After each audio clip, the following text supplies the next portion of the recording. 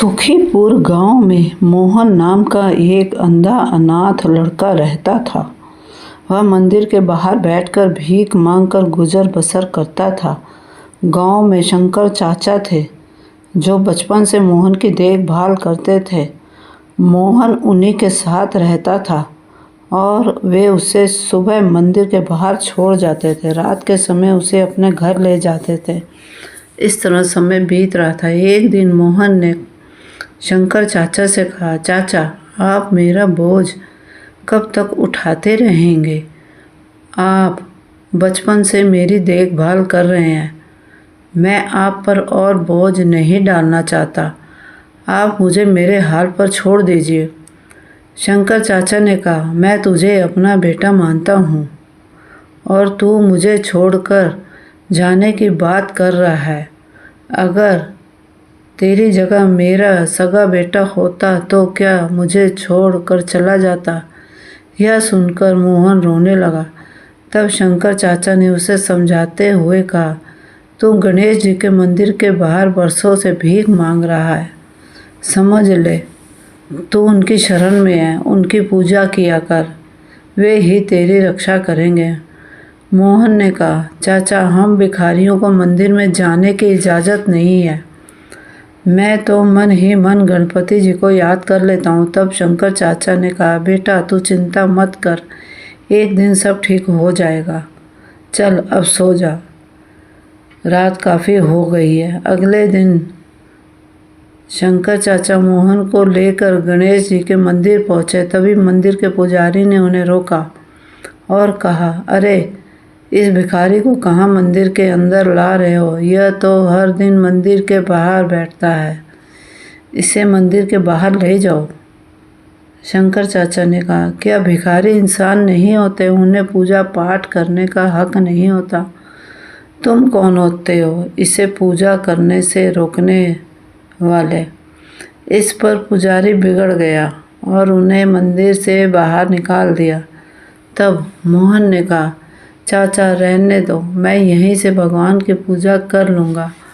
आप मुझे अंधे के लिए झगड़ा मत करो। कहीं पुजारी को गुस्सा आ गया तो यह मुझे मंदिर के बाहर भी बैठने नहीं देगा। यह कहकर मोहन अपनी पुरानी जगह जाकर बैठ गया। शंकर चाचा वापस अपने घर चले गए। मोहन बैठकर भीख मांग रहा था। तभी उसे किसी के रोने की आवाज़ सुनाई दी। उसे लगा कोई बच्चा रो रहा है। उसने टटोलते हुए पूछा, तुम कौन हो और क्यों रो रहे हो? तब उस बच्चे ने कहा, मुझे भूख लगी है और मंदिर के पास की दुकान में बहुत अच्छे लड्डू रखे हैं, लेकिन मेरे पास पैसे नहीं हैं। मोहन ने कहा, कोई बात नहीं, तुम मेरे पैसे लेकर लड्डू खरीद कर खा लो। यह कहकर मोहन ने अपने पैसों में से उसे 5 रुपए दे दिए। कुछ देर बाद वह बालक मोहन के पास आया और बोला, मैं 2 लड्डू लाया हूँ, एक आप खा लो। मोहन ने कहा, नहीं, तुम दोनों लड्डू खा लो। तुम्हारा नाम क्या है? उस बालक ने कहा, मेरा नाम गगन है। मैं पास ही मेरा घर है। मेरे माता पिता सुबह काम पर चले जाते हैं। मैं मंदिर में खेलने आ जाता हूँ। यह कहकर वह बालक चला गया। अगले दिन से हर दिन वह बालक आता। मोहन उसे 5 रुपए देता और वह लड्डू खाकर चला जाता था। एक दिन वह बालक आया तो उसने मोहन से कहा, तुम मुझे रोज़ 5 रुपए देते हो, कभी मना नहीं करते। तब मोहन ने कहा, गगन, मैं गणेश जी को लड्डू का भोग लगाना चाहता हूँ, लेकिन हम भिखारियों को मंदिर के अंदर नहीं जाने देते। जब तुम लड्डू खाते हो तो मुझे ऐसा लगता है जैसे गणेश जी खुद भोग लेने मेरे पास आ गए। तुम रोज़ आया करो, मैं तुम्हारा इंतज़ार करूँगा। इसी तरह समय बीतता रहा। एक दिन गगन ने मोहन से कहा, मैं अब तुमसे मिलने और लड्डू खाने नहीं आ सकूँगा। मेरे माता पिता दूसरे गांव जा रहे हैं। यह सुनकर मोहन रोने लगा। उसने कहा, मैं तुम्हारे बगैर नहीं रह सकता। मैं देख तो नहीं सकता, लेकिन जब मैं तुम्हें 5 रुपए देता हूँ तो मुझे बालक रूपी गणेश जी लड्डू खाते दिखाई देते हैं। तुम मुझे छोड़कर मत जाना, नहीं तो मैं जिंदा नहीं रहूँगा। तब गगन ने कहा, अच्छा ठीक है, तुम मेरे साथ मेरे घर चलो। मेरे माता पिता से बात कर लेना, अगर वे मान गए तो मैं रोज़ तुम्हारे लड्डू खाने आता रहूँगा। मोहन गगन के साथ चल दिया। काफ़ी दूर चलने के बाद उसने पूछा, गगन लगता है हम बहुत दूर आ गए, तुम्हारा घर कहाँ है? गगन ने कहा, बस पहुँचने ही वाले हैं। कुछ दूर चलने के बाद मोहन ने फिर पूछा, लेकिन कोई उत्तर नहीं मिला। मोहन ने पुकारा, गगन गगन तुम कहाँ हो? लेकिन कोई जवाब नहीं मिला। मोहन घबरा गया। तभी उसका पैर किसी पत्थर से टकराया और वह गिर पड़ा।